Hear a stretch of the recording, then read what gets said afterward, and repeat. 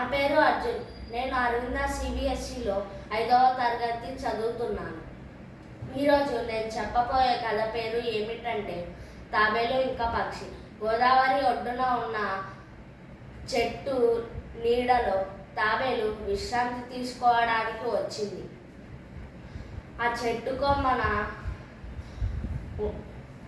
కొమ్మన గూడులో ఉన్న పక్షితో ఇలా అంది, మీ ఇల్లు ఏంటి ఇంత చెత్తగా ఉంది?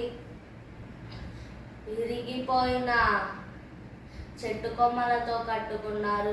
ఇంకా వర్షానికి గాలికి ఉంటుందో లేదో తెలియదు.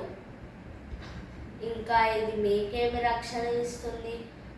అంతకంటే దారుణమైనది ఏమిటంటే ఇది మీరే కష్టపడి నిర్మించుకోవాలి.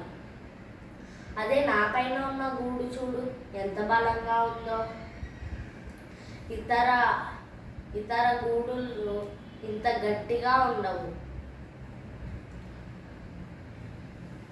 అని హేళన చేసింది. పక్షి ఇదంతా విని, నా గూడులో నేను ఇంకా నా కుటుంబం ఉండడానికి చోటు ఉంది, కానీ నీ పైన ఉన్న గూడు నీకే రక్షణ ఇస్తుంది. నువ్వు తిరగబడితే నీ ప్రాణాన్ని రక్షించలేదు.